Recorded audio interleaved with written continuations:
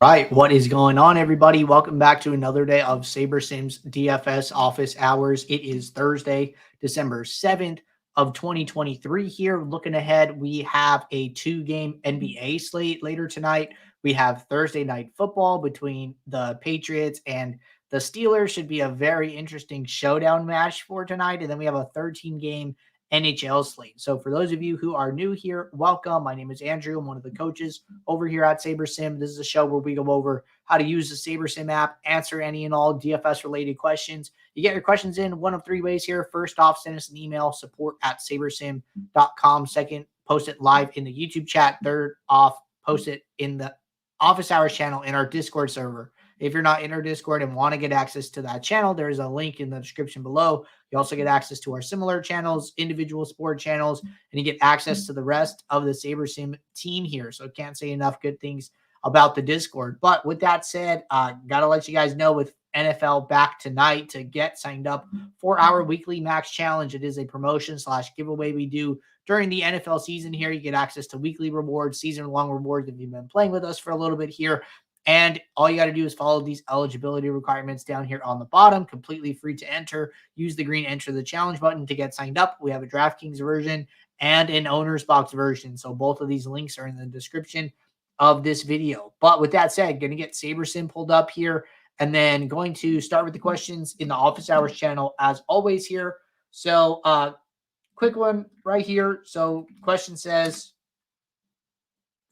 is there any plan in the future to do a parlay simulator? So right now, our main focus is all DFS, is all daily fantasy sports. We were trying to mix in some sports betting products previously here, but what was happening was it was taking our team's attention away from what we do best, which is DFS. So right now we are not doing any sports betting products, but that does not mean that they will not come back in the future. All right, next question. Question says, if I upload lineups into a pool and a player ends up in some of those lineups I absolutely don't want to play, is there any easy way to trash all the lineups in the pool with that player? Yeah, definitely. So what I would do is build your lineups, right? So say I'm going to build 500 lineups. And what you would have to do is take advantage of the filters here. So that's what we're going to talk about. So letting these 500 lineups finish. And then as soon as they're finished, we'll jump into this demo. 424 is fine. We can just stop them. Okay, so I have my pool of lineups. So first thing that you need to do to get rid of all of the lineups from your pool is to change the pool number of lineups to my lineup. So right now my lineup says 20, the pool says 424. So I'm going to change this number to 424, okay? So now I'm looking at all the lineups. So what I want to do here, say I really do not want to play Brooke Lopez for whatever reason, right?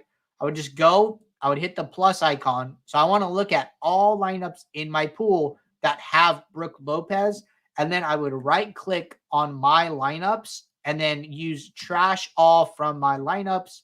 And then that will get rid of all those lineups with him. When I unfilter here, I'm only going to have the lineups left that did not have him. And that is an easy way to get rid of him. And then now in my 233 lineups remaining, I can see that I do not have any lineups with him. So that is a quick and easy way to get rid of all of those lineups at once here.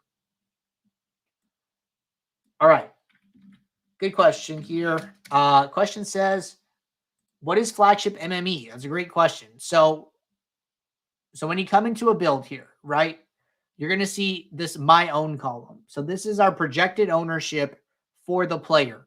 Now, ever since we did our big ownership update, the way this works now is that we have 13 different versions of ownership on NFL Classic slates, NBA Classic slates, and MLB Classic slates. So previously what we used to have, we used to just have one source of ownership here. And within that one source was called SS Own, which is the SaberSim ownership. That ownership was reflecting the large field 150 max contest ownership on any given night.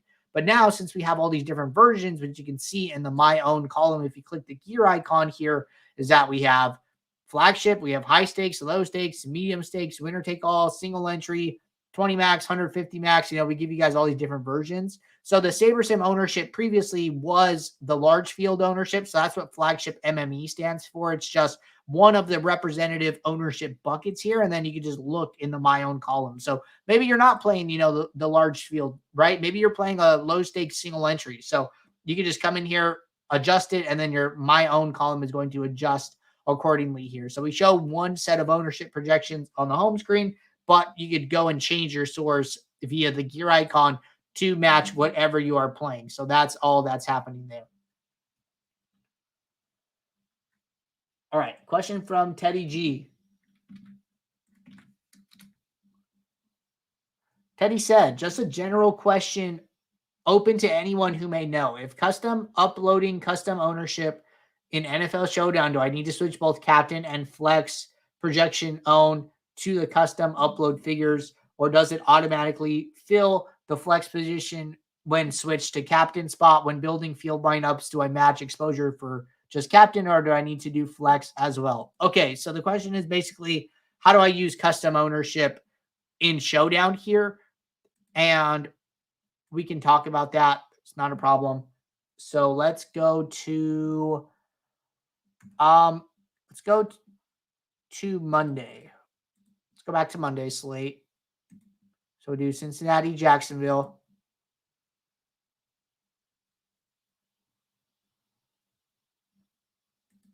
So when you are uploading custom ownership, okay, so it gets a little tricky, and SaberSim has like a little trouble with this. So just bear with me here. So what I'm going to do is I'm going to download this. And then in here, right? So what you're going to see is that you're going to see two of everybody. You're going to see Trevor Lawrence, and then you're going to see Trevor Lawrence again, right? This player has two different player IDs. The easiest way to tell is by their salary. So like Lawrence captain is 16.2, and then Lawrence flex is 10.8 here. It's easier when you have like some other type of document. So let me just see what I could do here really quickly, because I don't have a lot of great ways of doing this. So let's go to something. I'm trying to figure out if we could do a demo for this. This is 12.4 here. Okay, so let's do something like this.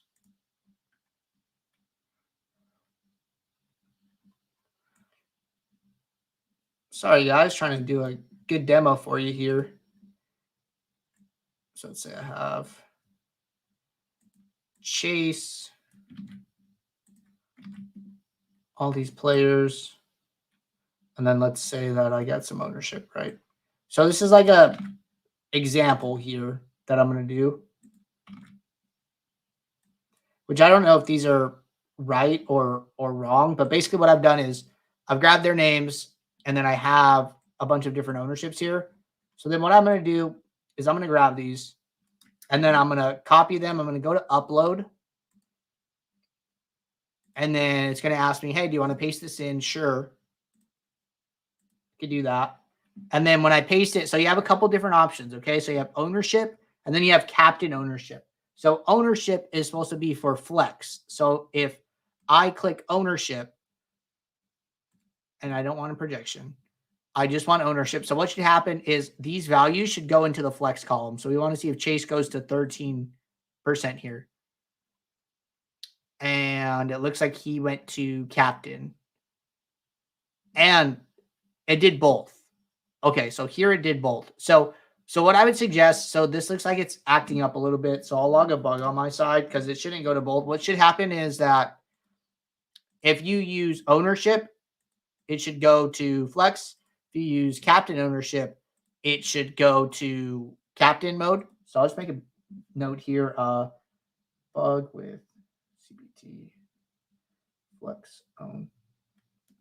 But what I would do here is just do the upload, leave it in the flex because there's usually just going to be less like viable captains overall. So then I would just probably manually go in here and like adjust the top guys. Cause I mean, I don't know if you guys are playing like super low owned guys like this. Probably probably not like playing Luke Farrell in the captain. Maybe you guys are, but you know, upload it, let it go to the flex because all these guys will be more viable, and then manually go in here and then make the adjustments for the captain. Probably the best workaround here at the moment until I get that logged and it gets fixed. All right. Question from Peter.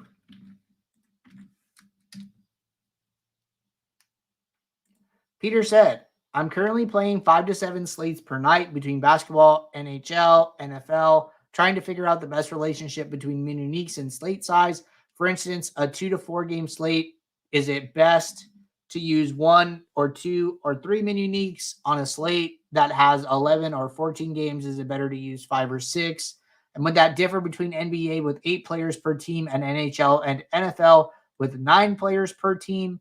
And Showdown has 6 players per team. So, of course, uniques won't be that high on Showdowns, I think. Okay, so really just talking about like min unique strategy here. What I would suggest is try not to fall in love with a perfect number. And the reason I say that is because, so let's just talk about generally. So min uniques you're going to be able to get to more min uniques when you have more players in your player pool. And then you're going to be able to get to less min uniques when you have less players in your player pool. So building for NBA tonight on a 2-game slate, I might not be able to get to that many min uniques here just because there's not that many available players overall, right? So if I were to come in here, let's see, can I get 6? No. Can I get 5? No.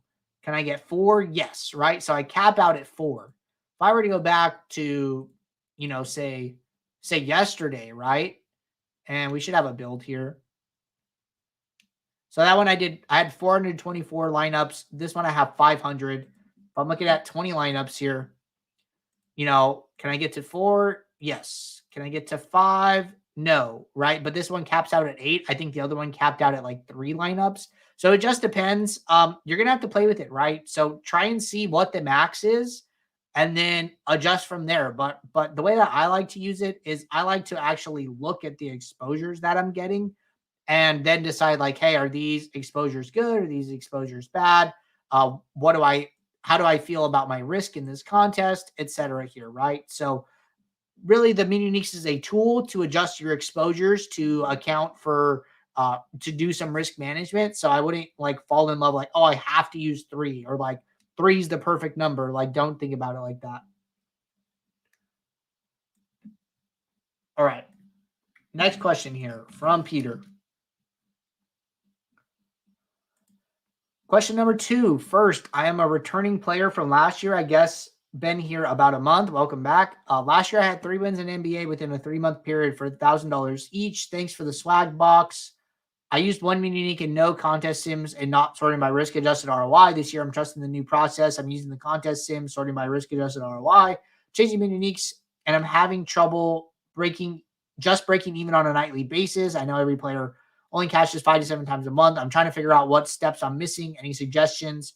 I'm throwing enough stuff at the wall and mixing it up, waiting for something to stick. Need the missing piece. Maybe I'm changing the menu at the wrong time, but I think I'm doing it in the right order. Okay, so I do want to talk about this one point you made here.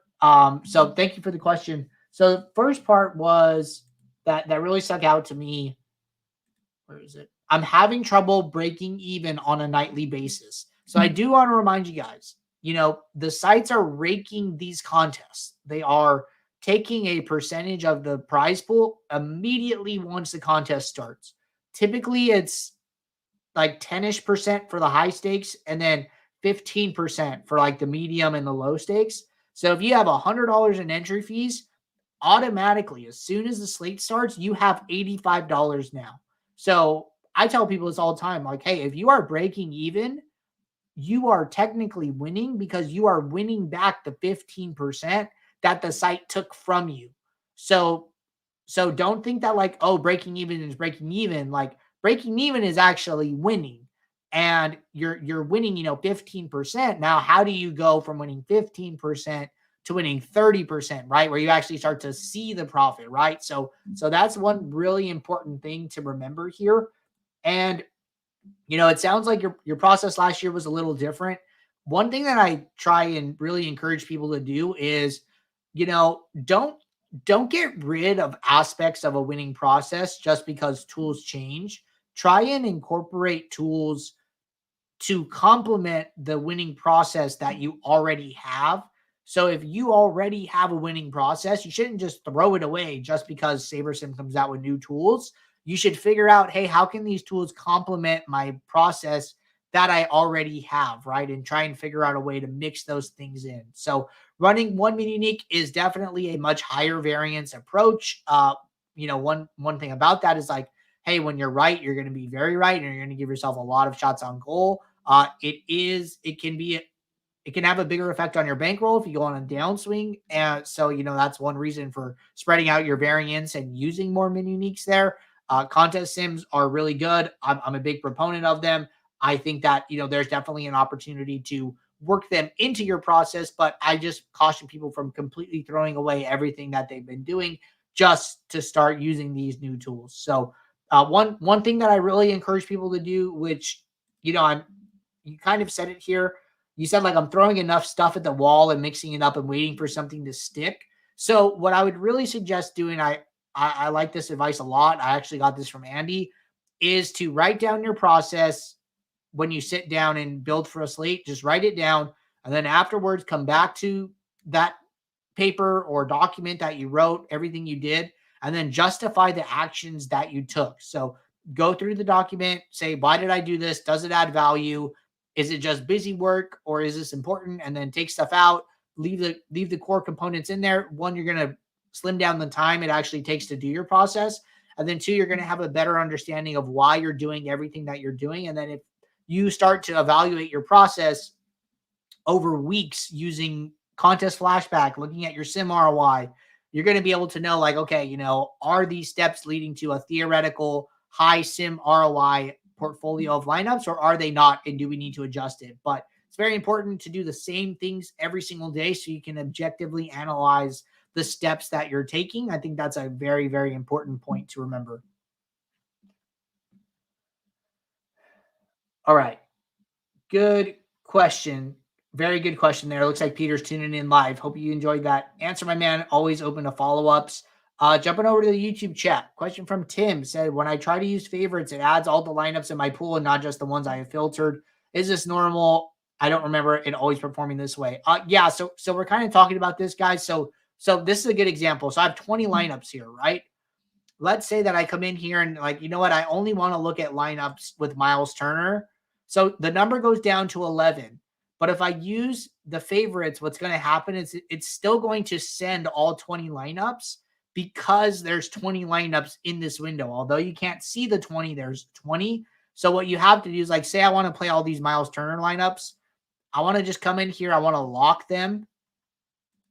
So say I want to do 5, right? So I would lock the 5. I would turn the filter off. It's going to go back to 20. I'm going to lower this number to 5. And then it's going to be only the 5 that I locked rather than the 20 that are over here, right? So if I come in here, I should see 20. Yeah, so I see 20 here. So what I need to do is, I forget if it was build 1 or it was build 2. No, it was build 1. So what I need to do is, 1, I'm going to clear my favorites. So 2, you got to turn off the filter. You got to lock those lineups here. And then now I send it to favorites, and then now it will just put the 5 in. So the problem is that it looks like there are 11 lineups because you're filtered, but there are really 20 behind it. So there's like we need to update, like, the UI to basically tell you, like, hey, there are 20 lineups here, not 11. So that's something that we're talking about and working on in the background. Car Park said, if I own, say, a Russell Wilson stack in the early games and he sucks, does late stop automatically make the rest of my lineup super contrarian before the late games? Great question. So yes, it will if you're using contest sims.